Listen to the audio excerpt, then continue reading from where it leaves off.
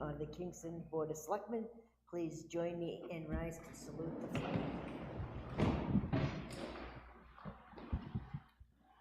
Pledge allegiance to the flag of the United States of America and to the republic for which it stands, one nation, under God, indivisible, with liberty and justice for all.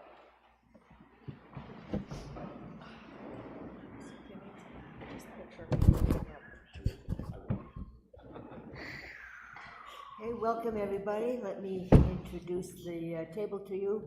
My far left is Laurie Schwett, our board member. Glenn Koppelman, vice chair and board member. I'm Ellie Alessio, your chair. To my right is Peter Bakey, board member, and Susan Eyre, our administrative assistant. Mr. Hart is away this week and will not be attending tonight's meeting. We have a couple of appointments. The first one is with our town planner, Glenn Greenwood, and our building inspector and code enforcement officer, Pedro Revere. Would you gentlemen come forward, please?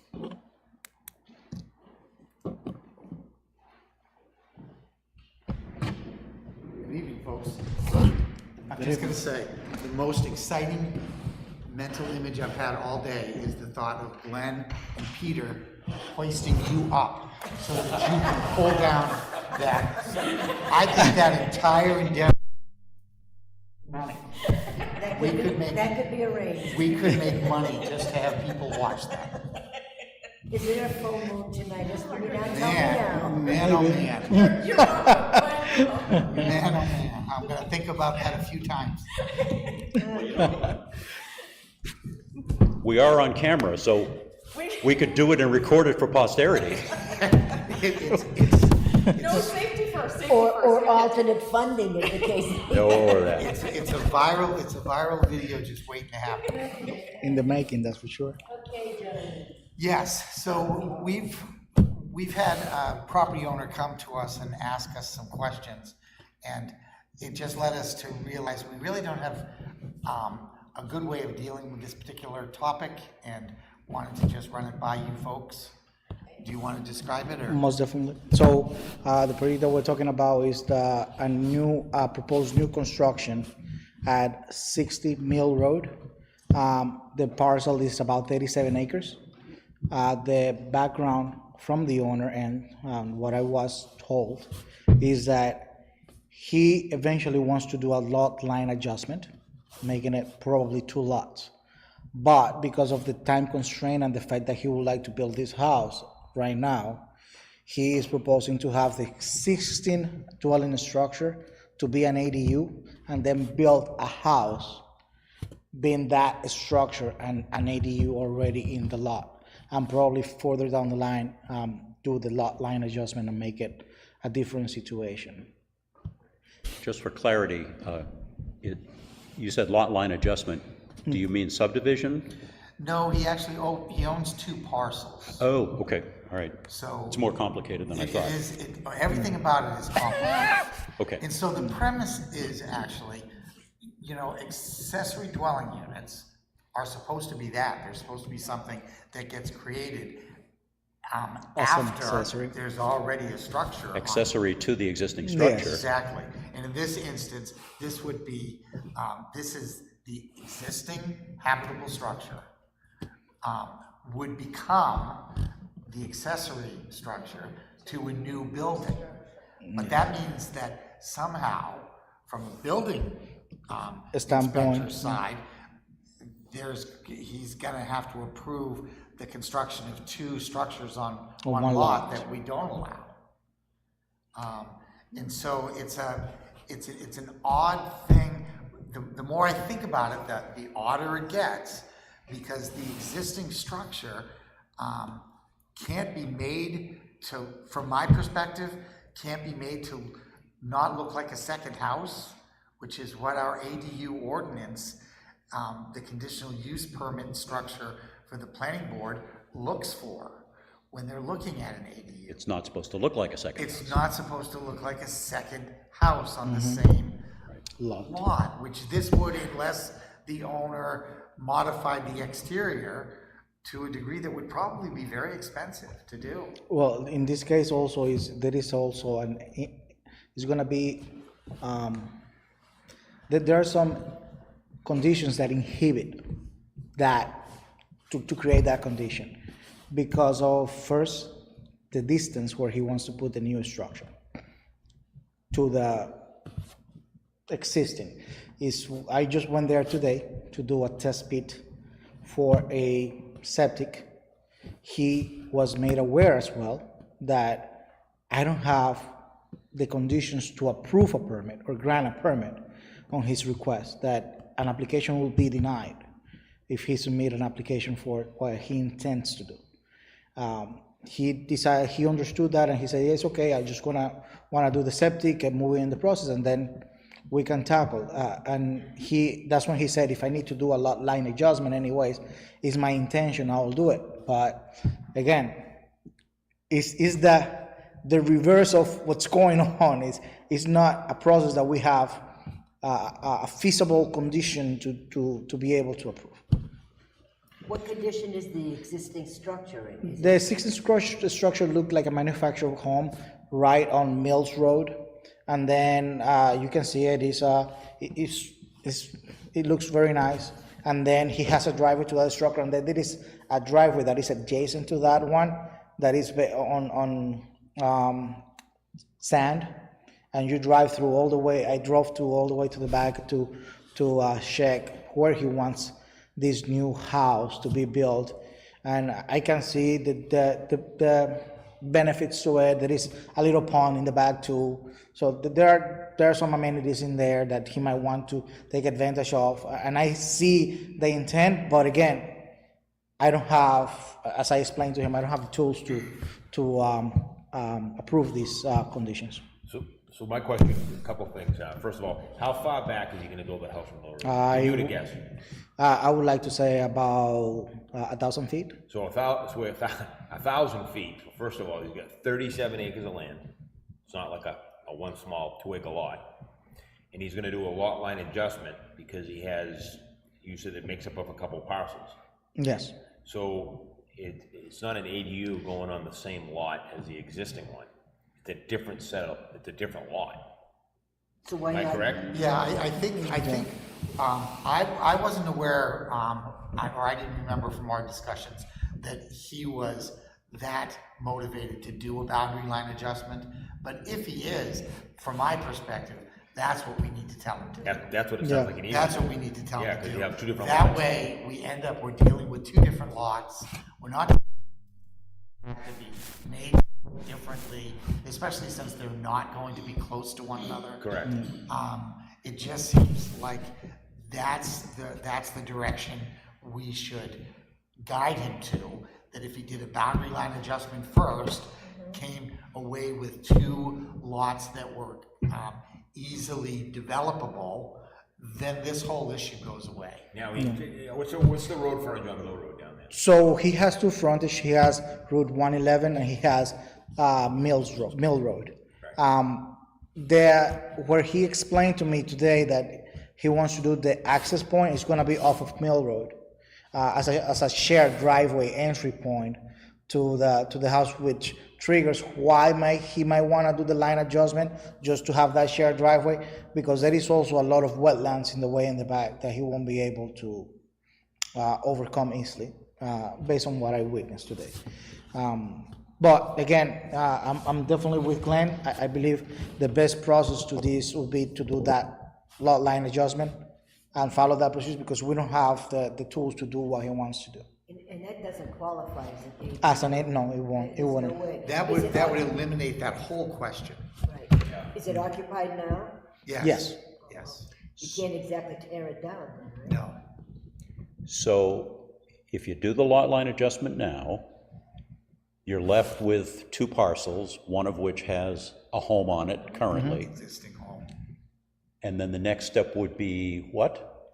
The next step would be, as long as the result of the boundary line adjustment means that they're both two buildable lots. Yep. It'd just be going for a building permit on the second lot for the new house. For the house. And appropriate septic system and so forth. Exactly. And I believe that the thing that is putting this complexity to the project is his intent to want to do it right away and not wait for that process to happen, which I understand, but There are no means there. It's way too messy and complicated otherwise, is. and frankly, the town will be setting itself up for the possibility of just all kinds of messy stuff going Well, you on. saw in the short memo that I wrote you, I was wondering if we could go down the road of some sort of landowner, Right. board of selectmen Oh. agreement, and that can get really messy. That is, It is fraught with. and it would mean yes. that somebody would have to be on top of that and policing it and watching over it, and frankly, Pedro doesn't need any more enforcement activity going on, so. It seems like the problem. I'm not sure we have the authority to do that. No, I believe, yeah, land use, is gonna be dealing with some private land use issues, and then the town meddling into that, personal property, center that is gonna It be. would be fraught with failure. Yeah. Well, Pedro, what was your feeling today when you went down and saw the, is you gonna be able to get a septic in there? What you saw today? We got about 32 inches to a water table. Because I think this piece of property they're talking about, they dug that right down to water.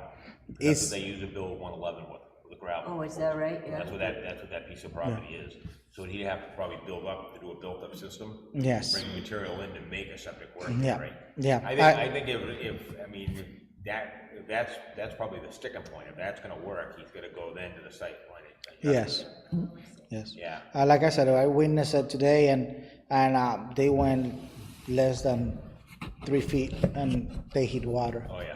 Immediately, the water started bubbling up, and they had the water lines in the soil that you can witness, we will say 30 inches. I went and measured, and I was exactly 38 inches to water, to physical Is that water. on the aquifer there, Pedro? Do you know? I don't, That's gonna call I a don't different know. depth of that. I think there is a portion of It it, is, yeah. yeah, so. So he's got a lot of troubles on the end. Well, nothing that cannot be mitigated, it's just Right, that, let's, we like to think of them as challenges. yeah, Opportunities to make some new, Exactly. Well, it sounds like you've arrived at the right I think conclusion. that, yes, I think there is a better path to go. And if timing is his real concern, there isn't a lot we can do about that. yes. No. There really isn't. Thank you, thank you. So, Did you get that, Susan? So the consensus was that it would go for a lot line adjustment first, and that should set them up for doing the two separate buildings. and Pedro, you had another item you wanted to discuss with him? Most definitely I got seven other items, but they told me, just limit it to two. Don't go above two. but you don't need me. I want you to be here until 10.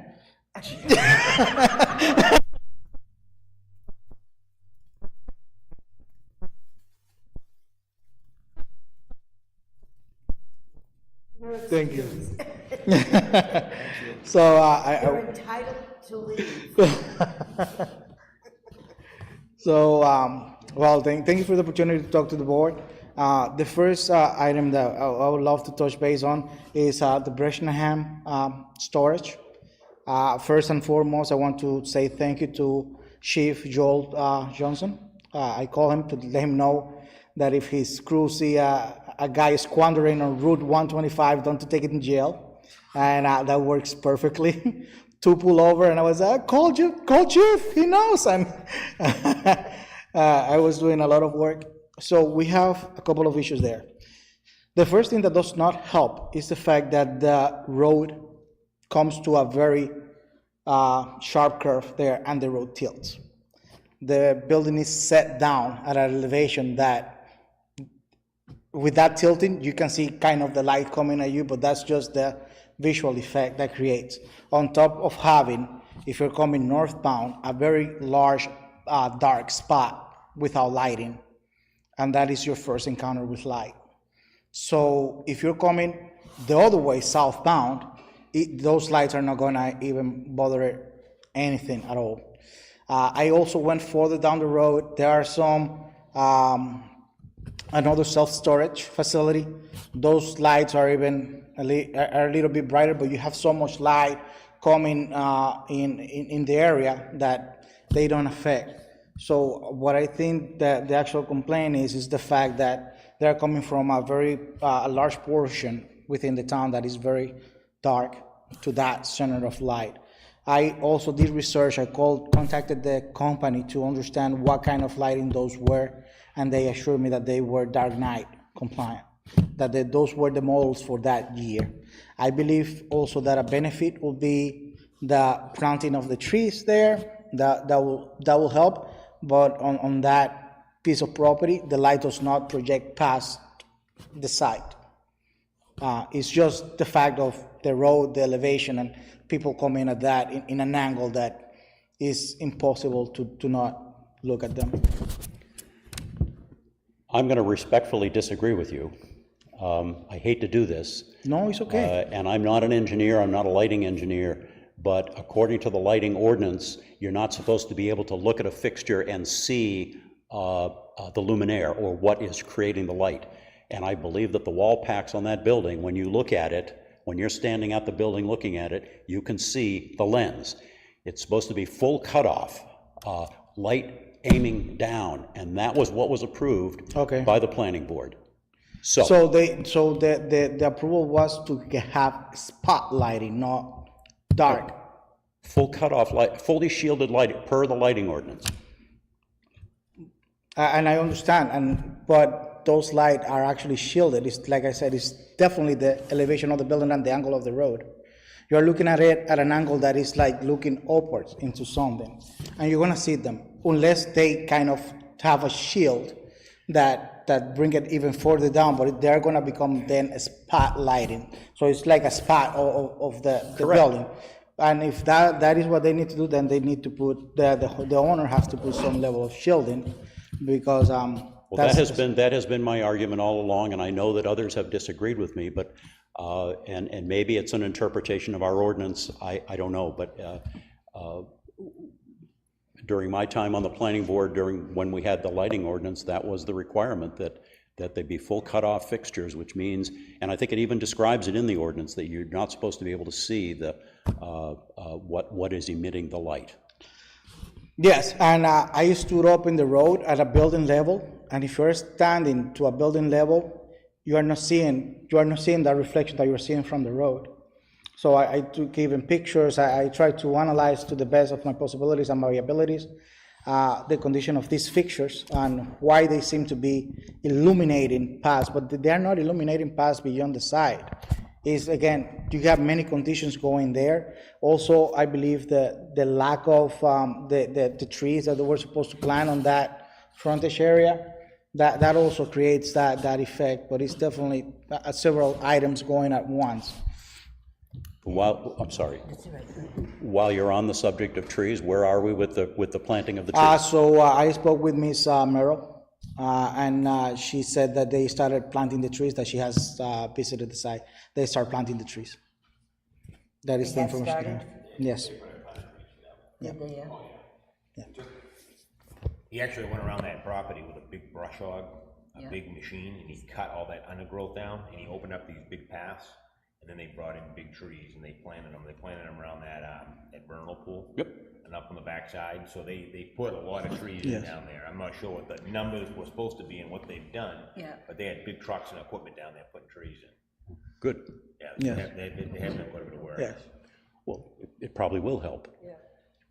But I still think the lights are not compliant, but. Glenn, I'll be more than happy to also bring it to the attention of the owner. I haven't spoke to him because I wanted to make sure that I can do the whole research, and like I said, I went there, I walked on Route 125 to see the different aspect of it. I even went across the street. I drove up to 125 to see other conditions within town. There is a trucking business that is up by Newton Junction Road that has a lot of lighting as well. Oh. So I look at every condition to have a better understanding and not be like focusing somebody that feels, oh, you're just doing this to me, because that's not the idea. We have lots of instances where the ordinance is not being followed, some of which occurred before the ordinance was in place, and so, it is what it is. Others that have come in since the ordinance, some have just put up lighting without getting permits or getting the appropriate fixtures. So it is true that there's lots of non-compliance out there. Yes, but again, I mean, I wanted to do a really good job and make sure that I was fair and I can answer to your satisfaction this question. Hopefully, I can do a little bit more on it. We might never have resolution on this one here, I'm afraid. Okay. But We might not, but you're gonna keep trying. I I'll tell you, it's well, Yeah. So it's been a like I thorn in said, my side for a very long time. coming southbound, you have Lewis Automotive right on Burnwood at the line. So you have so much lighting coming this way that by the time you get there, those are, you say, where is the place? You keep driving through it. Now coming the other way, you have the opposite, a large amount of lack of lighting in the road, and you're coming to that spot that is lighted. So that will all definitely contribute to the fact that people are seeing a more Okay. uncomfortable. We don't need to talk about this anymore tonight. No problem. If you wanted to take further look at it, that's fine. Yes. But I'm gonna send you examples of two fixtures, one that I believe meets our ordinance and one that doesn't. And the one that doesn't is gonna be similar, I believe, to To those, what's there. if you can send me those, I can research it further and be able to do the work that we need to do. I Thank look you. forward to it. Thank you for looking into it. Anytime. In another turn of tables, a more happy event.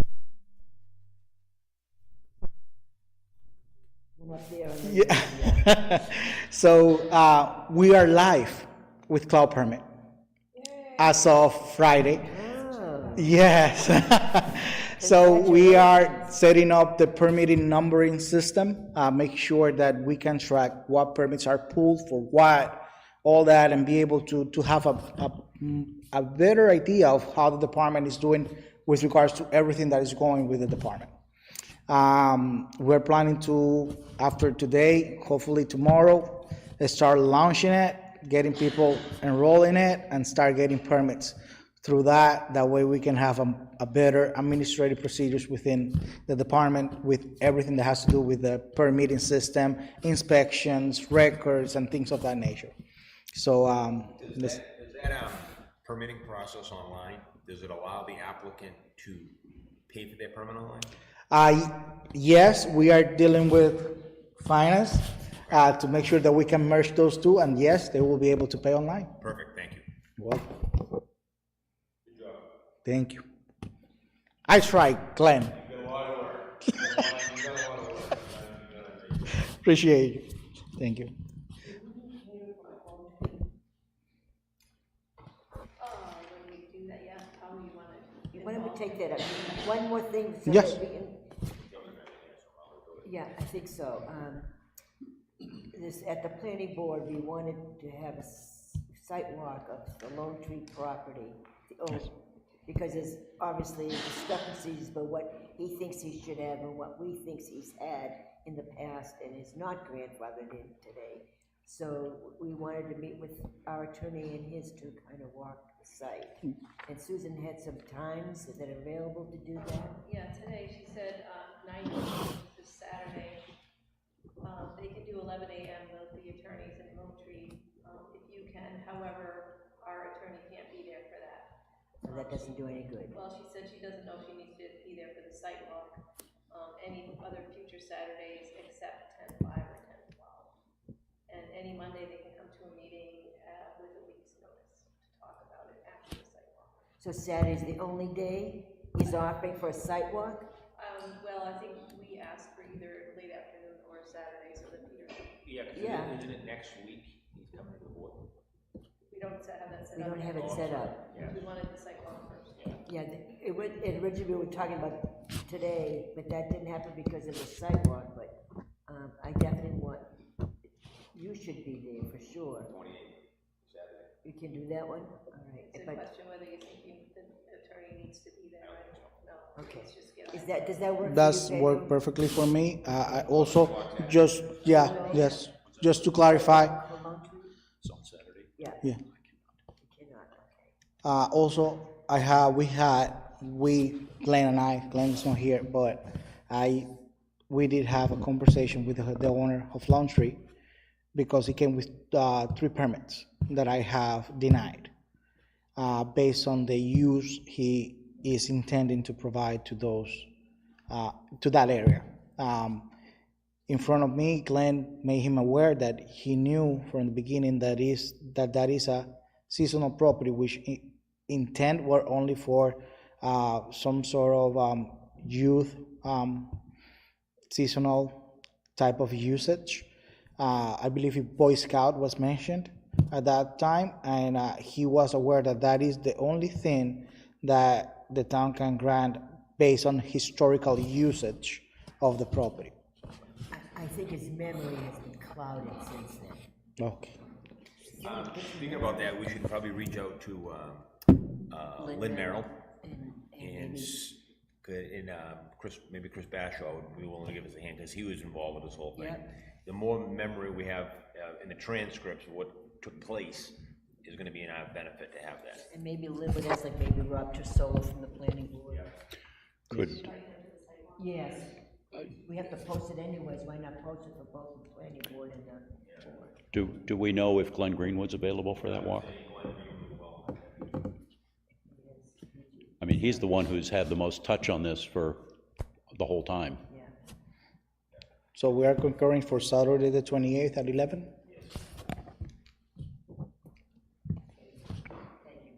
Thanks to you. Appreciate it. Thank you.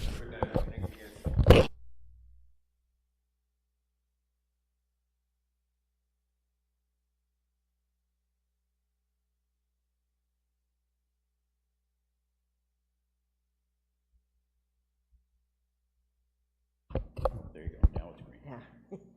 Tammy's not here yet, but we can keep going and on the agenda, and then when she arrives, we can stop and go accordingly. Public comment number 1. Is there any public comment at this time? No? Okay. Committee liaison reports. Peter, do you have anything? I think we just covered it. Nothing from the police department, but I've been talking to Pedro quite, he's very good on the phone conversations, keeping us up to date of what's going on. Oh, that's great. So yeah, Okay. he's done very well. Yeah, we had the planning board last week. We made progress on 3 new businesses coming into town. The truck leasing, the trailer leasing place is going forward. Firm has purchased the property where the stove company was on 125, right at the beginning there. They're going to have a roofing and construction company located there. And I don't remember what the third one, everything, there were some conditions in all of them, but everything seemed to go very well. And yes, Mrs. Baker, you can come on down. We're just doing the committee liaison reports, and we'll be there in a minute. So that's it for me at this point. Mr. Glenn? Let's see, the only thing I can think of, the Energy Committee has established a meeting for October 17th, is it? Okay. The committee hasn't met in a while because there was nothing hot on the plate. The last time that they met, there was a discussion and a presentation about community power, and we're going to do a little follow-up on that and continue talking about that, and the committee will also do a little brainstorming on what other energy-related projects might be appropriate for them to be involved in for the town. So all the original or existing committee members have indicated their interest to continue, so we've sent out the save the date, we've established an agenda, Susan has posted it, and so that's in process. The only other thing, the Kingston Lake Association has a meeting this Wednesday, and I'm planning to attend on behalf of the select board. And you're there too? Okay, there'll be 2 of us. Okay, very good. Mrs. Shwet? I don't have anything. Okay. It's the committee liaisons, and our other appointment was Mrs. Bakey, our town clerk. Hi. So before I forget, Glenn, if you would please ask the Lake Association if they might put a thing up on their sign that says the voting is at the new high school at 17, something like that. If they would, You mean at their changeable board sign down Yeah. at the boat launch? yes. Sure. I'm trying to use any and every means of communication that I can. Well, in the same respect, the changeable board at the museum And the is another one. library, yep. And the library. I've been reaching out to everybody, so. Have we got the electronic signboards scheduled? I have one that the DPW has, and they are gonna put it down on the plains for about 3 weeks before the election, and then the day of the election, it's going to the seminary building, so that it can say, Before we go any further with the elections, I want to publicly apologize to the Sanborn Regional School District because we didn't follow procedure and apply for facilities use of the new gym. I didn't think of it. We went forward. We made a quick decision. We moved on it so fast that the board hadn't even known that we were going to move it and where. And there are policies that they have in place that may preclude the public using the gym because of the safety issues regarding the youngsters in the school. While it is a parent-teacher day, the staff will still be there, so there may be relevant issues.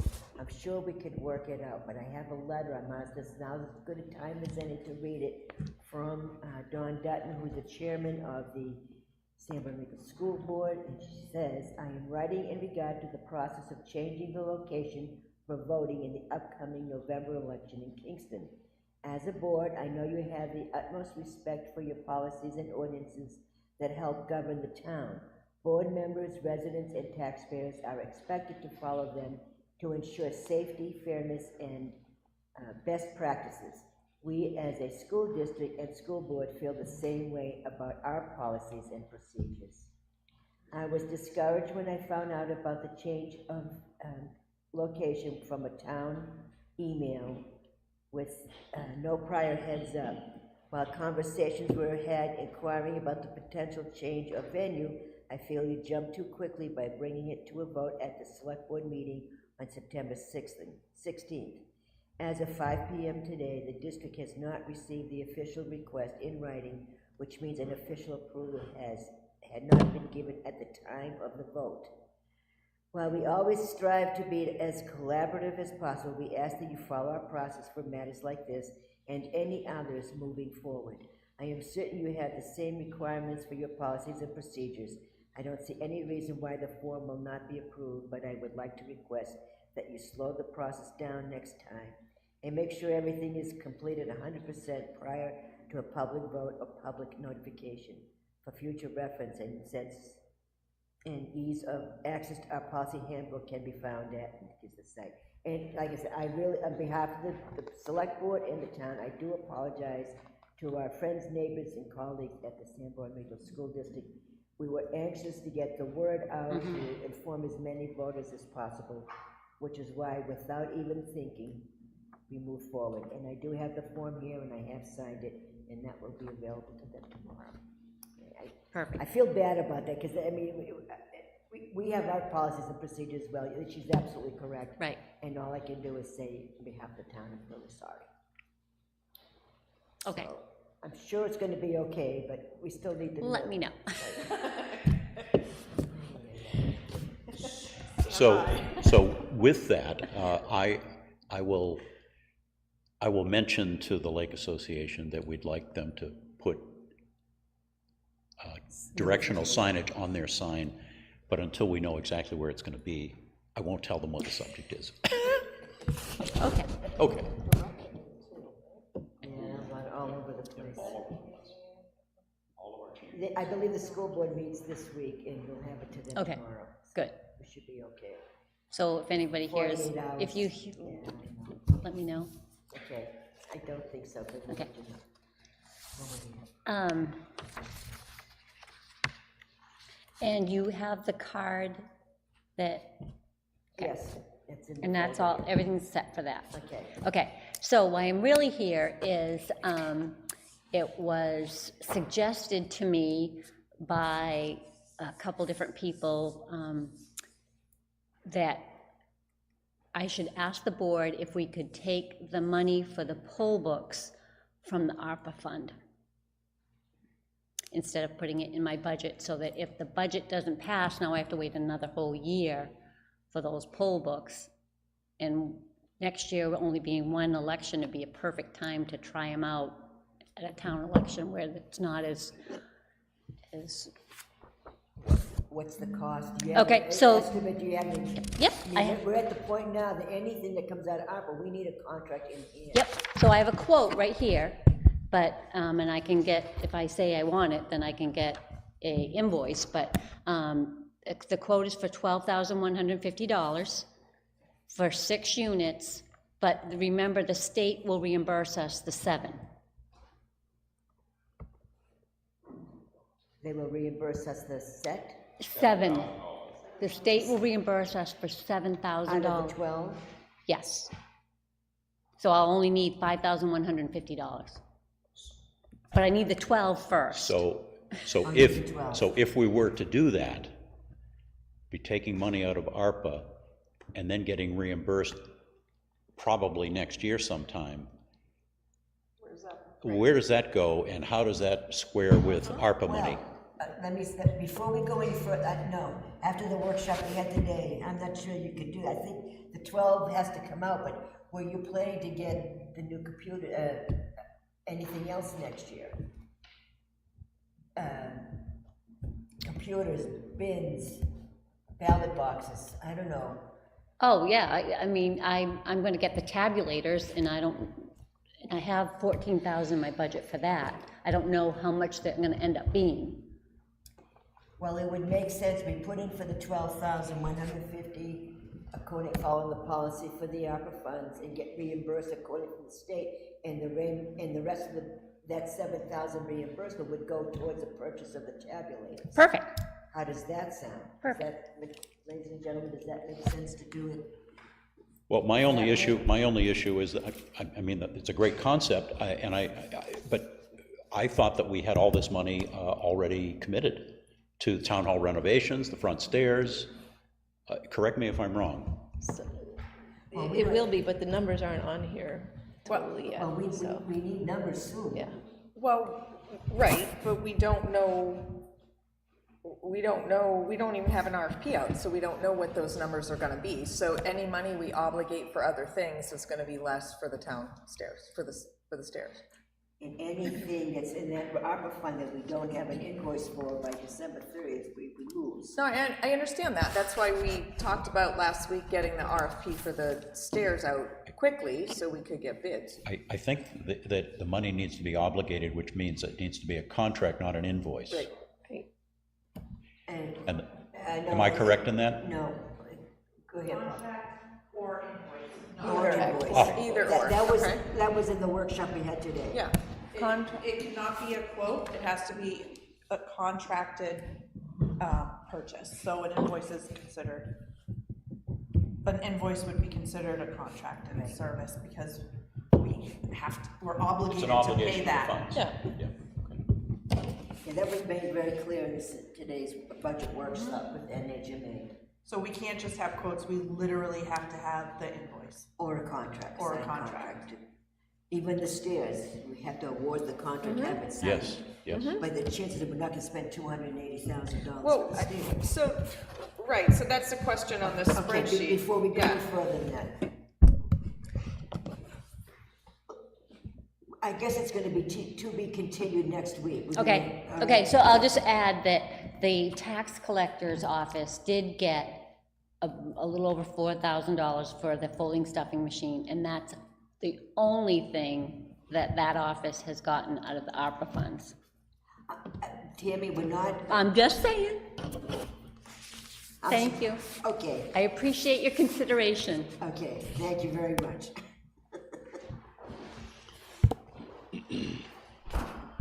I did talk to Phil about the RFP today, he's working on it, it's a little complicated, but he is working on it. You can't let him, he's got plenty on his plate. Yeah. I guess I'm feeling anxious. Well, it's also, again, correct me if I'm wrong, but it's not just the steps. I mean, we had talked about using whatever we could out of that for the steps, and then any of the work that was gonna be started on the renovation of the building. And the RFP is just for the stairs project. Yes. And the only other things here are the architect for phase 2, got that in there, but We don't know what that cost is don't know what the gonna be. cost of the actual work is going to be, so. And am I correct that the bottom line number in the yellow, the 274,308 and 40 cents, is what's yet to be obligated? Yes. That's what's left to spend. That's what's left to spend. I The think the the other amount not column reserved is 133,538. Yeah, we haven't reserved the 133, 538. Okay, so what's left to spend then would be the 274,308 Correct. minus the 133. 133, so it's a Nope, No, No, 274. So we had put a bunch of estimated costs in whenever there was a decision. So that comes off the top line, and that shows that we have, you guys had approved $541,290 to be spent. So you have $133,538 to allocate to something. We've spent 521 of the 541. I've actually paid that out. So what is left from the total 674,829 that we got, that we have to spend, is 274,308. of which 133,538. Has not been allocated at all. Right, that's why we're waiting for those Yep. Okay, amounts that, right, so if we put other things in there, that's gonna reduce, because if we go under contract for somebody with the stairs and we don't have ARPA funds, that has to be paid someplace that's why we else. really need Right. those numbers before we do anything else. Because that was the plan for this. That was what the plan was. And anything else that we haven't spent the full amount that we estimated, we have to make sure that we have either a contract with whatever it is, or reallocate the monies if we've already spent. Because as you see, some things are we underestimated some.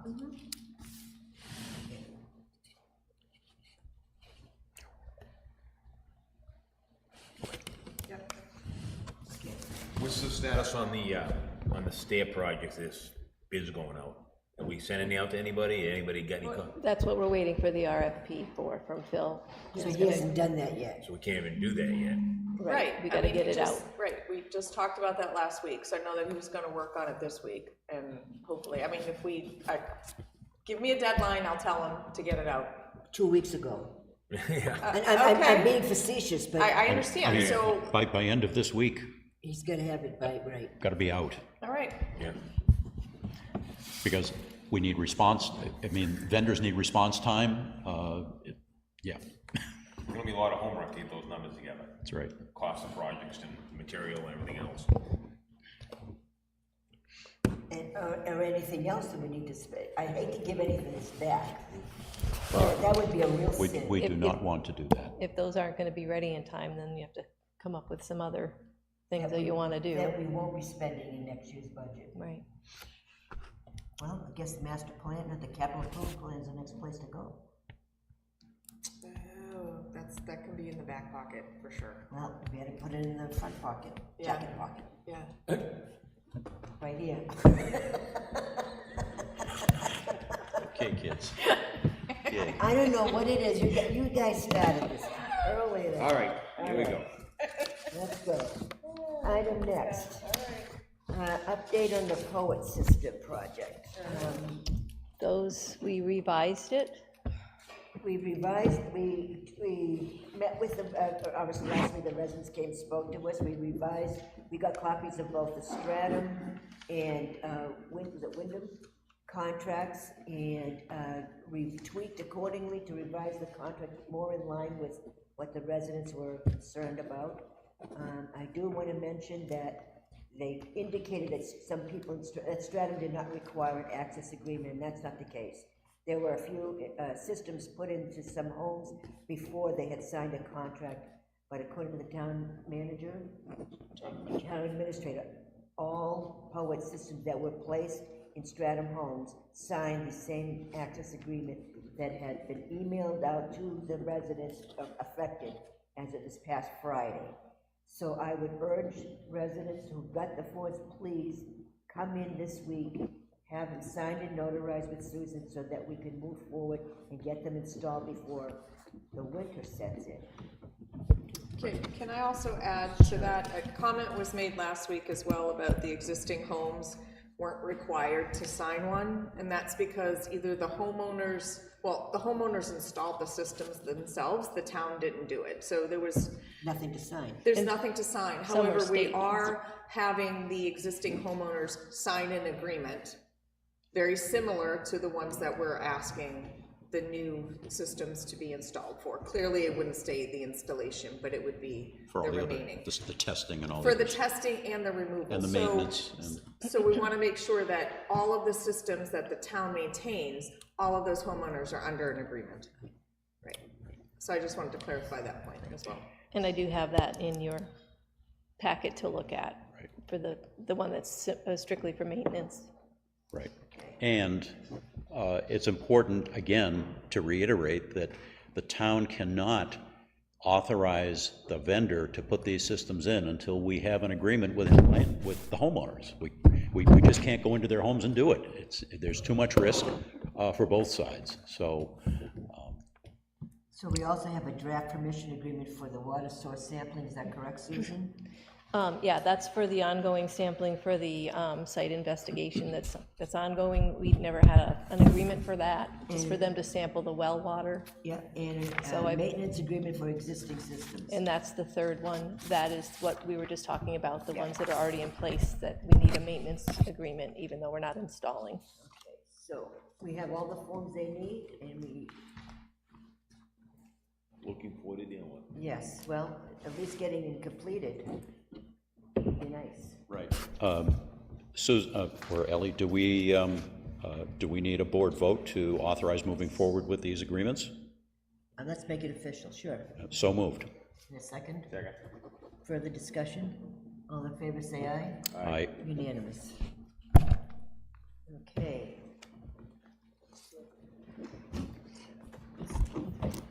Okay, item next on the new business. Let's see, public hearing for the Tucker Road Class 6 repairs for emergency access. Yep, Ernie came to me, I don't know if, Why don't you come You on wanna down, come Ernie, forward? and talk to us about that?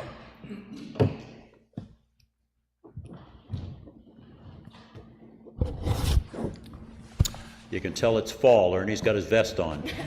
What's that? And a flannel shirt. I said it, you can tell that it's autumn because you're dressed appropriately.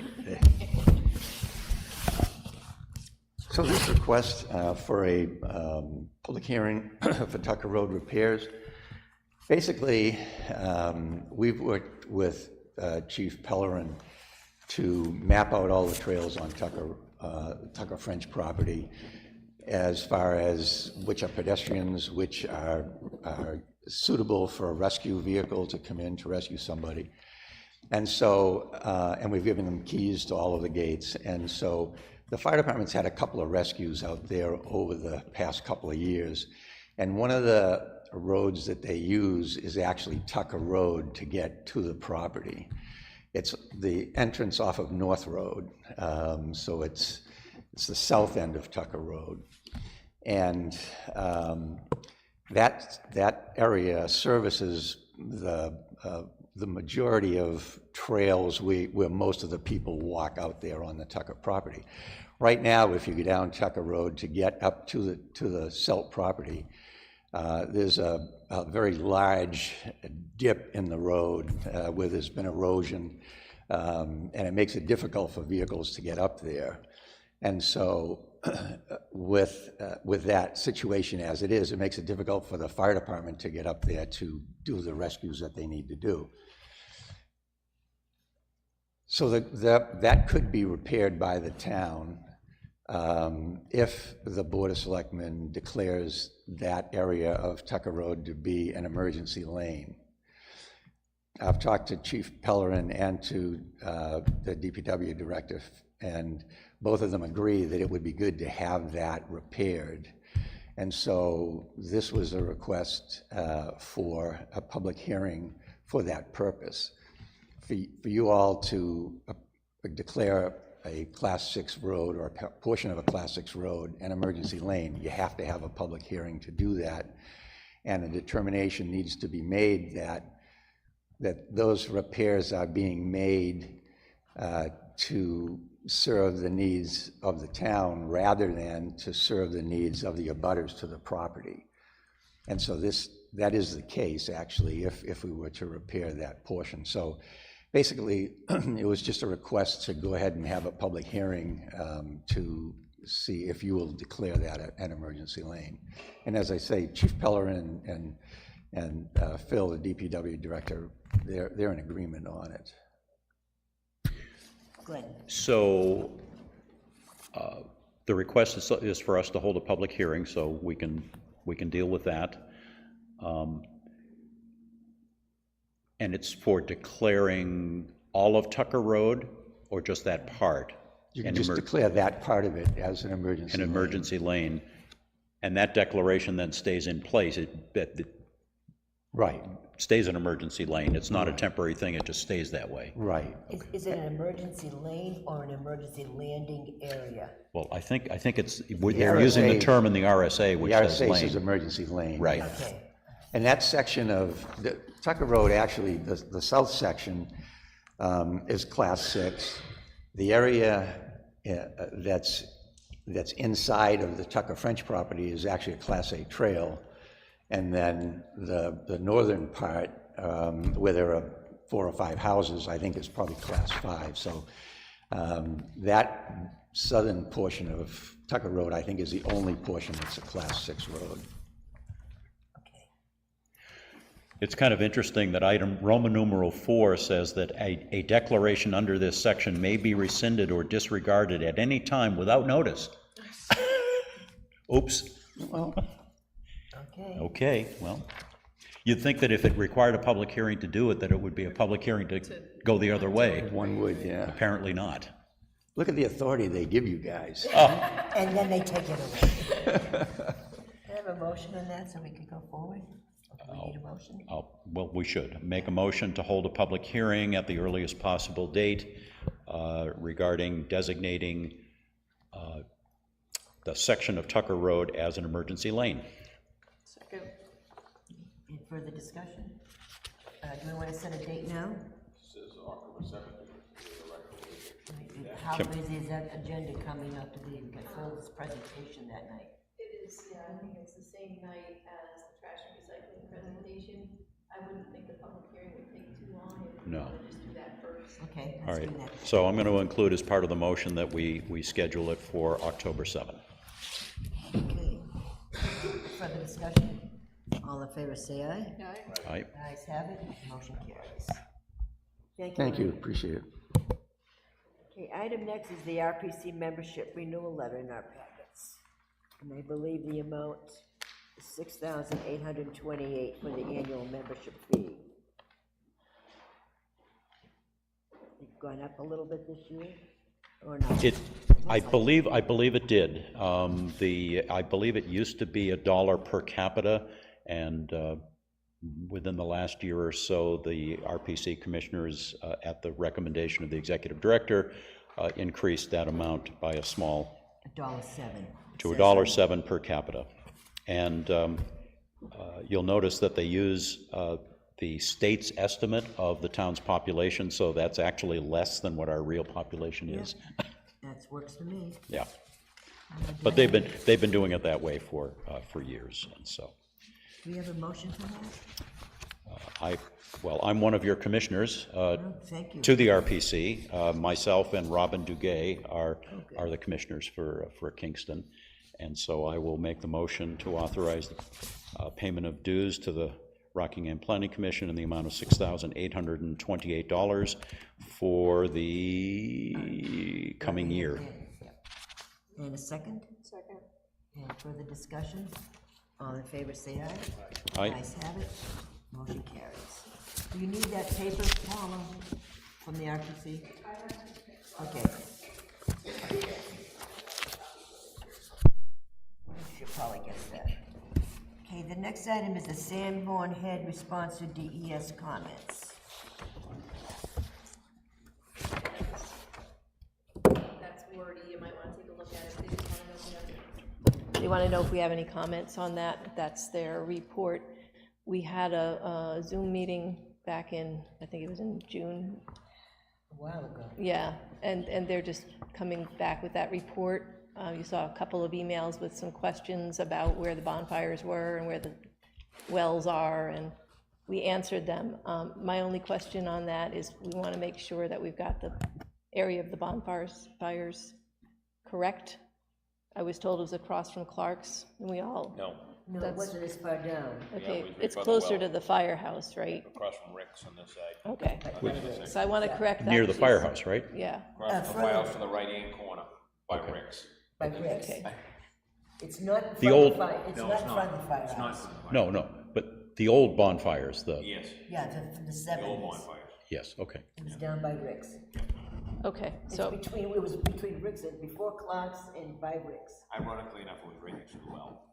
Oh, is that right? Okay. there There's a you well go. now. Okay. I'm gonna try to pinpoint that map and lot for them, and I'll make sure I got it right, whoever can And that correct was me. the only thing left on this. I know there was an email today, but I didn't get a chance to read it. That was with this report, and just seeing if you have any comments.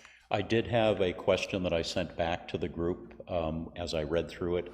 It was item 3A, I believe, which stated that DES was requesting that we put a POET system into the museum building.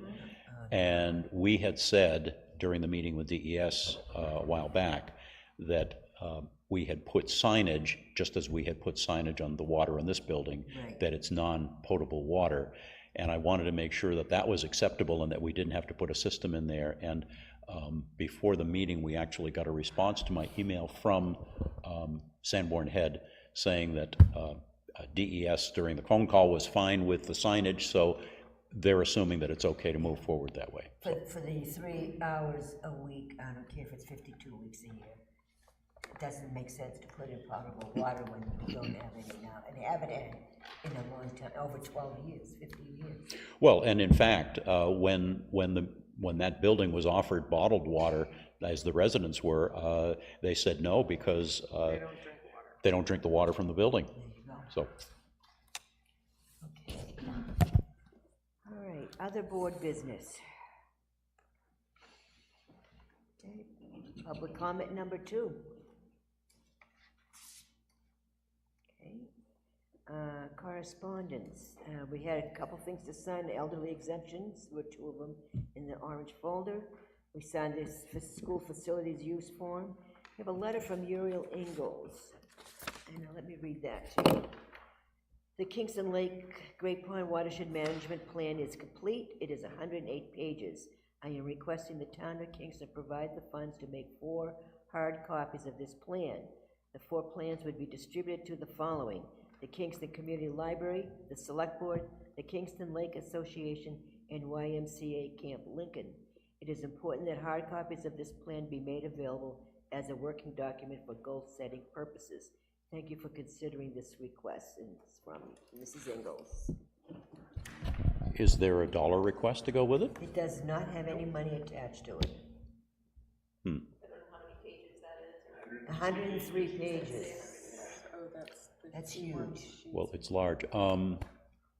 So I'm guessing if we're getting this request that was not covered under the grant that we got to do the work for that watershed plan. We don't know that, Well, we could ask that. and we need to find that out. Did they spend all that money, Paula, for their watershed grant? I think it's completed. It is completed, which Yeah, is why right. the request Right. for this.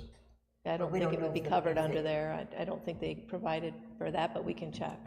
You need to check, because Yeah. they may not have planned on what it's gonna cost for the report and spent the money on other things that were eligible under the grant. So Paula wouldn't necessarily have known, right? And I'll look tomorrow, the last.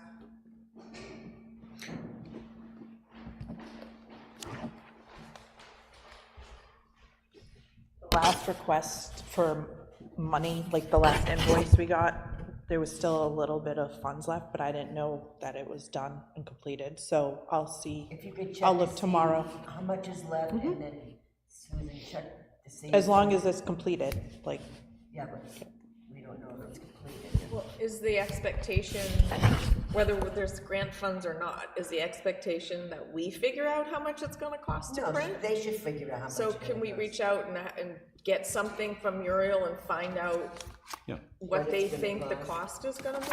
Is this large plans? Is it big plans? We have no Yeah, idea. I don't really We get need it to from ask this. her about that. Yeah, Because they might be sending it out for printing yeah, we someplace. need to find, that. Yeah, we need more information. And if there's money left over the grant, I just assume we use the money from the grant as If we opposed still to can, town. that's what I, Color. Exactly. if that's allowed. And wouldn't conservation funds come in to help with this as well? I mean, why not? I mean, we have conservation, it's not like we don't have, we put extra money in that every year, I believe, That would be the only place I would think that it would that come it could from. come from. Well, We'll check it out. we'll get more information and then we'll figure out what we're doing. Exactly. Okay, now we have a letter from Craig Barlow regarding the pickleball court. And I'm gonna read just, it's quite a lengthy one, but I'm gonna read at least the beginning. I am writing this letter to inform you of a serious safety concern I have with the construction of the 60 by 104 multi-play asphalt court. When Phil and Paul and I met in the spring, we agreed that the asphalt should be level with the ground similar to the basketball court to prevent injuries as people transition from the court to the grass. This is the pickleball courts that were installed. The new surface that the voters approved. Right.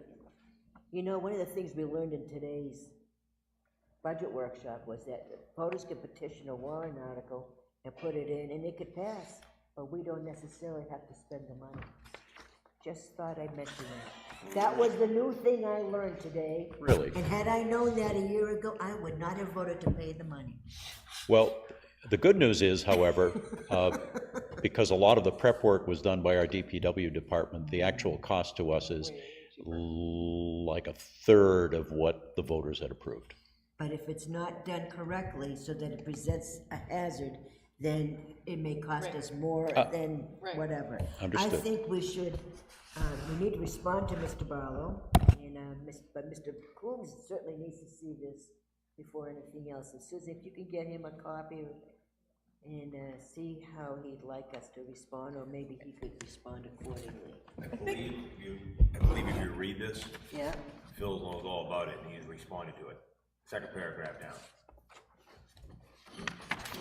A couple of weeks ago, I informed that Phil from Kingston DPW had decided to put a 2-foot parameter of crushed gravel around the court for drainage. At that time, I expressed my concern to Phil that the gravel would be a safety issue as people transition from the court to the crushed gravel. I also mentioned that the grass around the court would provide sufficient drainage. Phil's comment was that the crushed gravel could be covered with asphalt at a later date. Phil also said that I should not be talking directly to him and only communicate through Paul Butler. Oh, well, I don't know about that, but anyways, Paul forwarded my concerns below to Phil and said Phil still plans to install the 2-foot parameter of crushed gravel around the court. 1, the crushed gravel will be a safety issue with roller skating, rollerblading, pickleball, and other physical activities as people transition from the court to the crushed stone. 2, crushed gravel allows for poor traction and causes more serious injuries when people fall on the gravel. 3, the loose gravel finds its way onto the asphalt, causing people to lose their footing. 4, when the DPW is mowing near or over the crushed gravel and the mower blades come in contact with gravel, they can propel the gravel at tremendous speed, hitting anything in their path with great force. That might be why commercial paving companies do not install 2 feet of gravel on either side of a driveway. I mentioned earlier, Phil said he could asphalt the 2-foot parameter at a later date. If the 2-foot asphalt parameter were installed at a later date, it's likely it would separate from the main court. I know from personal experience that installing asphalt on separate occasions results in sealing the crack between the 2 sections on an annual basis. This crack could potentially be over 300 feet long. The crack may need to be sealed with black sealer and would need to be painted for aesthetic purposes on an annual basis. Where the old and new asphalt meet, there is the likelihood of the asphalt crumbling. It's important to make this court safe and maintenance-free. We have one chance to get this right. The Kingston taxpayers deserve a safe court that is maintenance-free. Please convince Phil to pave the entire 60-foot by 104-foot multi-plate asphalt court with no exposed gravel, level to the ground, in the interest of safety and maintainability. Thank you for taking the time to consider these serious issues. So we've had a conversation. Yeah, but it's not done yet. Correct. So we need to hear from Phil before we can respond to his letter. Is Craig Barlow, is he just a resident, or is he involved in the I construction? know he's a of this? resident. Yeah, I mean, yeah, but, I mean, is he? I have believe something Paul to do Butler with it? told me he's on the Recreation Okay, all right, I Commission. didn't know what Oh, it was, okay. okay. Yep. Because he seems to be very involved Well, in it, so I was believe just he's a wondering. commission member, and he's also very involved in the pickleball Okay. activity. He's been active in the community over Yep. the years anyway. So. And rollerblading. And rollerblade. Okay, let's not forget the rollerblade. Okay. Approval of meeting minutes from September 16th. Motion to approve the September 16 minutes as written. And a second. Second. And discussion. All in favor, say aye. Aye. Motion carries. And any other business to come before us? My goodness. Well, Well, and then. well, hurry up and do it before something else happens.